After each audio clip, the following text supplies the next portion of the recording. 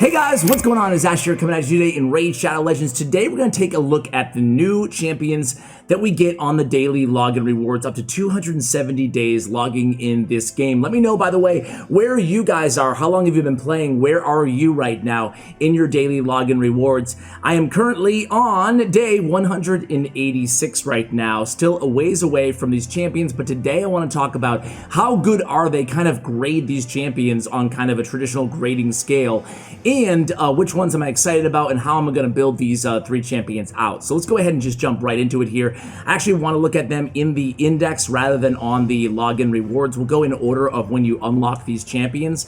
That way we can actually see their stats. So starting out in Demon Spawn, with our first champion here, it's Tainix Hateflower. Pretty cool name, pretty meh champion in my opinion. This is my least favorite of the three champions by far. She's a Force Affinity Demon Spawn Epic Support champion. The name of the game on her is support, I guess. Support and a little bit of turn meter manipulation. So she only has 2 active skills. Seeker Bolts A1, attacks 2 times at random, heals all allies by 5% of this champion's max HP, with each hit on targets under decreased speed debuffs. Man, so she's going to heal 3% 2 times though, because each hit has that ability to heal by 3% of her max HP. Now the bad news is that her max HP, or her scalability on her HP, is not the worst but not the best at 17k. Also, they have to be under decreased speed. If this was every turn on a 2-time hitter, she would be a really solid support champion. But you need the decreased speed on all of the targets, otherwise those hits will not be healing your allies. So I don't really like having that prerequisite on this skill. It makes her less dependable on a heal in terms of a healer type champion. I would much rather have like a Vrask on my team than a Tainix Hateflower. But then we get into her A2, and it does have that decreased speed, but it's one enemy, so she's attacking one enemy on a 3-turn cooldown. When booked up, she has a 100% chance of placing a 30% decreased speed for 2 turns. Now this ability does extend to all enemies, providing that attack is critical, so you're definitely going to want to build her with a 100% crit rate. However, you're not doing damage to all enemies, only one enemy is taking damage. The rest will get that decreased speed for 2 turns. So it does give you a 2-turn window to get the heals down on the A1 before that decreased speed falls off. Then you wait another turn, and then you can get that decreased speed back on again. So there is kind of a drop-off where you're not going to be doing heals unless you have another champion on your team that has the decreased speed debuff. So again, a little bit too much going on there. I just don't love the synergy. There's one more thing I don't like about her. I'll talk about that after we talk about the passives. Decrease the amount of damage received by all allies by 5%. This champion will receive that damage instead. So, you know, it's kind of like a little small ally protect built in as a passive, the unbreakable passive. Again, it's not awful. It's a nice addition to her kit. It's better than nothing. But all of her skills do damage based on attack. And her defense, her base defense at 980 is low. Her HP is just average. So, yeah, sure, she's taking 5% damage, but now you got to make sure she's keeping herself healed up as well, right? So, I don't know. I just don't see, it's not like she's a big tank or anything like that, right? I don't see her preventing enough damage and having that kind of self-sustaining ability. You put her in lifesteal gear, it might be helpful on a champion like this as well. You can even put her in, if you wanted to build her with a bunch of HP, scale that kind of as high as you possibly could on this champion. I might put her in shield set. So put her in a shield set. She'll have that shield helping to eat up that extra 5% damage times 3 champions that she's taking that damage for, or 4 champions, excuse me, that she's taking that extra 5% damage for. So I don't know. For me, I would probably build her HP high, give her 100%, give her crit rate gauntlets, give her HP percentage on her chest, and give her accuracy on the banner, because you need the accuracy to land these decrease speeds on her kit. And that's how I would build her out. With all that said, I rank her a C-. She's not an awful champion, but the fact that she does damage based on attack, she doesn't have a ton of sustainability built into her kit at 980 defense, pretty low for a support champion. I just don't love her. I just don't love Tainix Hateflower. Let me know, guys, by the way, if you disagree with me. Now, the next champion here, guys, I like a lot better. Probably my favorite of the 3 champions, and it is Ghrush the Mangler. So Ghrush the Mangler, his damage is all based on defense. Let's go ahead and talk about his kit really quickly here. So on the A1, he has a leech debuff, pretty solid. Has a 75% chance of placing a leech debuff when booked. Good news is he's free. Bad news is does require epic books, especially on this champion, to get the maximum value out of him. A lot of cooldown changes and buff/debuff chance increases is what we look for in terms of book value, right? So on his A2 on a 4-turn, it's an AoE attack. He has an AoE on his A2, an AoE on his A3. So a good candidate for stun sets. So I would consider a stun, speed, or defense artifact sets on this champion. Notice his base speed is very low at 94. His defense, though, again, damage based on defense. If we look at his A2 here, all of his abilities based on defense. So 1321, that's what we like to see in terms of that synergistic approach to attacking and also defending off of one stat, right? So attacks all enemies, has a 100% chance when booked of placing a decreased attack debuff or a decreased crit damage debuff for 2 turns. Not too bad on Bone Breaker on the A2. Also could be a part of an arena team, arena defense based team, or a high resist team. Attacks all enemies on the A3, places a 15% continuous heal buff on all allies for 2 turns, places an additional 7.5 continuous heal buff on all allies for 1 turn if at least one enemy is hit with a critical hit. So all 3 of these champions, I would advise you guys go crit rate or crit damage on the gauntlets. Either way, you want to make sure you get that crit rate to 100% on these champions, or as close to it as you possibly can.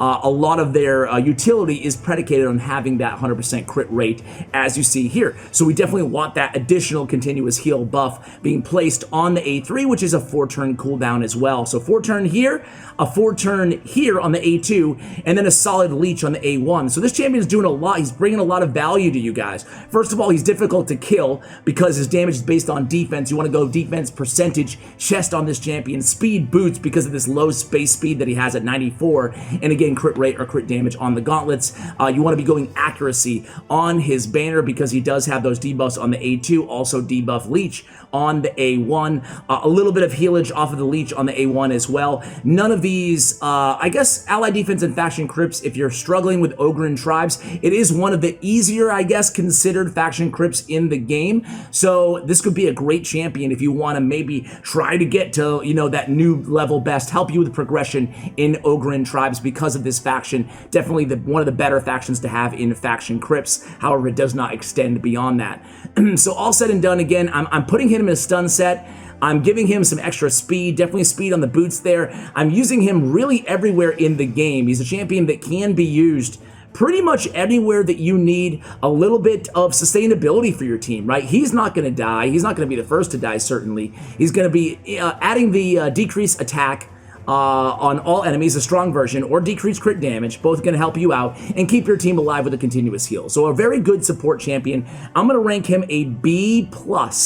I actually really like Ghrush the Mangler for you guys as a good support and progression champion and with faction wars as well. So the third champion, the free legendary for you guys, the second access, I guess maybe probably the second most available legendary champion in the game now is Visix the Unbowed. So Visix the Unbowed is a Void Affinity Dark Elf champion, and let's just talk about her kit here. First of all, her base stats, 1476 is high on defense. Not, you know, it's not as high as like Contra, who's added to the game via the last fusion. It's certainly not as high as champions like Valkyrie. So, but it's definitely high. So 1476 is what we're looking for from a defense-based champion. That's exactly what she is. So all of her damage is based on defense. That's a synergy we like to see. Her third ability does not do any damage though. So let's start with her. Yeah, let's start with the third ability. Places a provoke debuff on the target for 1 turn. Also places a 50% ally protect buff on all allies except this champion for 2 turns. That's on a 3-turn cooldown. So having that single combat with the provoke on maybe the hardest hitting champion and an ally protect makes her a really nice kind of defense support carry for your teams. On the A2, attacks all enemies on a 3-turn cooldown, has a 100% chance when booked of placing a 30% decreased speed, also places a shield buff on this champion equal to 20% of their max HP for 2 turns. Okay, kind of a mouthful there. It'd be really cool if the shield value was based on defense. That way you could ignore HP, or not ignore, but really just focus on defense, right? Kind of like Valkyrie's shield, based on, although Valkyrie's shield gives it to every champion, if she had Sinister allies, even just herself still, but given based on defense, I think it'd be much more of an attractive champion. It would impact her grade overall for me. I'm being a little picky here because having that shield is nice at the end of the day, because you are going to be landing that provoke on this champion. You want to give her some added sustainability onto her kit, plus you already have that high defense, which is good, right? So on the A1, attacks 1 enemy 2 times. Each hit has a 100% chance when booked of decreasing the target's turn meter by 10%. Also fills this champion turn meter equal to the amount of the target's loss. So that's a really handy ability too. That's a 20% chance of, or excuse me, a 100% chance, providing you have the accuracy, to take 20% of the turn meter from the opponent, and there is no negative affinity matchup to worry about there because we are running a void champion here. So before we get into how I'm equipping this champion, let me just say that I mentioned this a lot in the game. I don't think she's a God mode champion, first of all. I don't think she's one of the best champions in the game, and that's a pity. It's a shame, because I've said this so many times before, and I forgive me for saying it again, but I hate when they add legendary void champions like Whirlwind Frost King, who are not amazing, because it waters down the pool a little bit.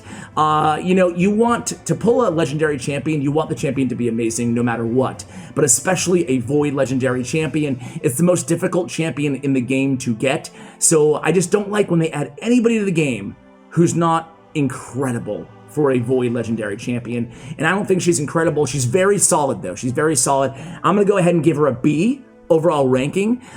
She has a defense and faction crits by 37%. That's really going to help you out in Dark Elves faction crypt. So faction wars, she's an OP amazing champion. She will help a lot of people who are already way in the end game be able to clear level 19 through 21 in faction wars.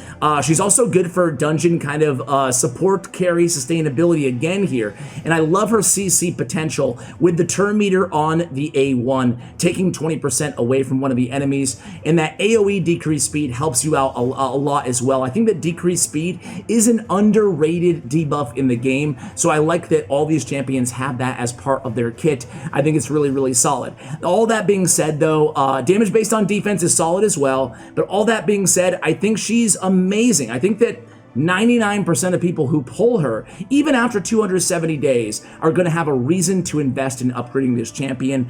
That's if you have not cleared any level 20 dungeon. She's going to help you out pretty much everywhere in the game. Her versatility is definitely a key note to talk about when you talk about this champion. She can really be used anywhere in the game. Anywhere you're struggling to keep your team alive, between, again, the turn meter in her kit and the provoke and the ally protect, she's going to be a great help, but she's not like a super game changer as some other of the legendary void champions like Sir Nicholas, like Siphi the Lost Bride. So overall, maybe an A-, B+, around that area. She's solid champion. So I think that 2 out of these 3 champions are tremendous. I personally would not advise you guys waste your time with Tainix unless you really need her. So, again, some of you guys might be 100% free to play, and she could add some utility on some of your teams, but I do think that there are other rare champions in the game that are better than her out there. So guys, let me know where you agree or disagree with me on this champion real quick. I'm putting speed boots on her.